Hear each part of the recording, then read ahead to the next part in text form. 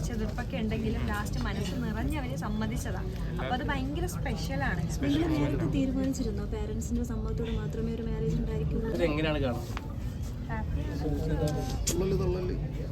അതെ, വളരെ സന്തോഷമാണ്. കാര്യം എന്ന് വെച്ചാൽ നമ്മൾ വിവാഹത്തിലെ ഏറ്റവും ഒരു പ്ലസ് പോയിന്റ് ആയിട്ട് കാണുന്ന ഒരു മതത്തിൻ്റെ അടിസ്ഥാനമില്ലാതെ നമ്മളെ സ്നേഹത്തിന് വാല്യൂ കൊടുത്തിട്ട് കിട്ടുന്ന സംഭവം. സോ അത് തന്നെയാണ് ഞങ്ങളിതിൽ ഏറ്റവും വലിയ കാര്യമായിട്ട് കാണുന്നത്. കൂടാതെ കുറച്ചൊക്കെ എതിർപ്പ് ആദ്യം ഫാമിലീസൊക്കെ ഉണ്ടായിരുന്നെങ്കിലും പിന്നീട് എല്ലാവരും നല്ല സപ്പോർട്ടായിരുന്നു. ശ്രീലക്ഷ്മിയുടെ പാരൻസ് ആയിരുന്നാലും എൻ്റെ പാരൻസ് ആയിരുന്നാലും റിലേറ്റീവ്സ് ആയിരുന്നാലും എല്ലാവരും നല്ല സപ്പോർട്ടായിരുന്നു കല്യാണം. സോ നമുക്കെല്ലാവർക്കും അറിയാവുന്ന ഒരു എൻഗേജ്മെൻറ്റ് കഴിഞ്ഞിട്ട് ഇപ്പോൾ 7-8 മാസമായി. ശേഷം തന്നെ ഫിക്സ് ചെയ്ത് നടത്താൻ തീരുമാനിച്ചു. പറയൂ.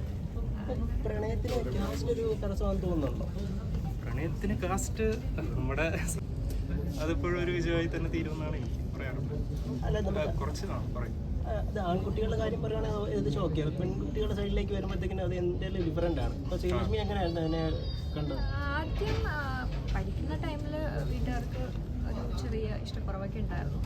പിന്നെ അങ്ങനെ വലിയ കുഴപ്പമൊന്നും ഇല്ലാതെയാണ് പോയത്. പിന്നെ ഇപ്പം ലവ് മാരേജ്, അത് രണ്ട് പാരൻസും സമ്മതിച്ച് നടക്കുമ്പോൾ അത് ഇരട്ടി മധുരമാണ്. വളരെ സന്തോഷം. അതെ, അവര് രണ്ട് ഫാമിലിയും മനസ്സ് നിറഞ്ഞാണ് ഇതിന് കുറച്ച് എതിർപ്പൊക്കെ ഉണ്ടെങ്കിലും ലാസ്റ്റ് മനസ്സ് നിറഞ്ഞ് അവര് സമ്മതിച്ചതാണ്. അപ്പോൾ അത് ഭയങ്കര സ്പെഷ്യലാണ്. നിങ്ങൾ നേരത്തെ തീരുമാനിച്ചിരുന്നോ പാരന്റ്സിന്റെ സമ്മതത്തോടെ മാത്രമേ ഒരു മാരേജ് ഉണ്ടായിരിക്കുള്ളൂ? അതെ, ഞങ്ങള് പാരന്റ്സ് കൺവിൻസ് ചെയ്യിക്കുന്നത് ഞങ്ങൾക്ക് നല്ലൊരു ഉറപ്പുണ്ടായിരുന്നു. സോ ഞങ്ങള് അതിന് വേണ്ടി തന്നെയാണ് വെയിറ്റ് ചെയ്ത്. പിന്നെ അവൻ വീട്ടിൽ പ്രസന്റ് ചെയ്തു, ഞാൻ എൻ്റെ വീട്ടിൽ പ്രസന്റ് ചെയ്തു. ആദ്യം എതിർപ്പൊക്കെ ഉണ്ടായിരുന്നു, പിന്നെ എല്ലാം അവർ മനസ്സ് നിറഞ്ഞ് തന്നെ അനുഗ്രഹിച്ച് തന്നെയാണ് കല്യാണം കഴിക്കുന്നത്. സോ കമ്പാരിറ്റീവ്ലി നോക്കുമ്പോൾ കുറച്ച് ഏർലി ഏജിലാണ് നമ്മൾ കല്യാണം കഴിക്കുന്നത്. സോ അതിൻ്റെതായിട്ടുള്ള കുറച്ച് പോരായ്മകളും കാര്യങ്ങളൊക്കെ കാണും. 25. അതെ, ചെക്കന് കുറച്ചും കൂടെ 25 ആണ്. രണ്ടാൾക്കും 25. രണ്ടാൾക്കും 25 സെയിം പ്രൈസ്. എപ്പോഴാ തുടങ്ങിയത്? ഞങ്ങള് സത്യം പറഞ്ഞാല് +2 പഠിക്കുമ്പോൾ ഞാനൊരു ട്യൂഷൻ ക്ലാസ്സിൽ പോയതാണ്. അവിടെ വെച്ചാൽ ശ്രീലക്ഷ്മിയെ കണ്ടുമുട്ടിയത്. സോ അതിനുശേഷം രണ്ടുപേരും കണ്ടു. ശ്രീലക്ഷ്മി തന്നെയാണോ ഫസ്റ്റ് ക്രഷും ഫസ്റ്റ് ലവും? അതെ, എനിക്ക് ശ്രീലക്ഷ്മി തന്നെയാണ്. അപ്പൊ അതൊരു ഇരട്ടി മധുരമാണ്. അതെ, ഇരട്ടി മധുരം. കല്യാണം കഴിക്കുന്ന പറയുന്നത് ഭയങ്കര മഹത്തരമായിട്ടുള്ള കാര്യമല്ലേ.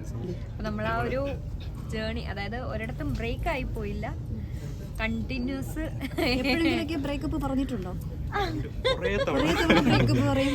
അല്ല, മീൻസ് അത് കുറച്ച് നേരത്തേക്ക് പോയി, ഒരു ദിവസം അതിന് മുമ്പ് ഒരാൾ തന്നെ അതുമായിട്ട് ഓണായിട്ട് പോകും.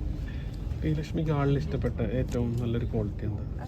എനിക്കെപ്പോഴും പുള്ളി കുറച്ച് എന്താ പറയുക, സൈലന്റ് ക്യാരക്ടറാണ്. എനിക്കത് ഭയങ്കര ഇഷ്ടമാണ്. കാരണം എന്തെങ്കിലും ഉണ്ടെങ്കിൽ അത് സൈലന്റ് ആയിട്ട് തന്നെ കാര്യങ്ങൾ ഡീൽ ചെയ്ത് പോകും. ഓവറായിട്ട് ഓവർ ടെമ്പർ എനിക്കത് കുറച്ച് ഇഷ്ടമുള്ള ഒരു ക്യാരക്ടറാണ്. ലവബിൾ ആണോ? ഉറപ്പായിട്ടും ലവബിൾ ആണ്. കല്യാണത്തിന് ശേഷമുള്ള പ്ലാനുകളൊക്കെ എന്താ? ബ്രോ, എനിക്ക് സത്യം പറഞ്ഞാൽ ഞാനിപ്പോൾ വർക്കിംഗ് ആണ്. ബാംഗ്ലൂർ ഒരു മെഡിക്കൽ കോളേജ് ലെക്ചറായിട്ട് വർക്ക് ചെയ്യുന്നു. സോ അങ്ങോട്ടേക്ക് തന്നെ റീജോയിൻ ചെയ്യാനാണ് പ്ലാൻ ഇട്ടേക്കുന്നത്. മാത്രമല്ല ഞാൻ അവസാനം 4 മന്തായിട്ട് ഒരു കോഴ്സ് പഠിക്കുമായിരുന്നു. അതിൻ്റെയും കൂടി ജോബ് നോക്കുന്നുണ്ട്. യാത്രകളൊക്കെ പ്ലാൻ ചെയ്തിട്ടുണ്ടോ? ഇല്ല, ആസ് ഓഫ് നൗ ഒന്നും പ്ലാൻ ചെയ്തിട്ടില്ല. ഇനി വേണം അതിൻ്റെ കാര്യങ്ങളൊക്കെ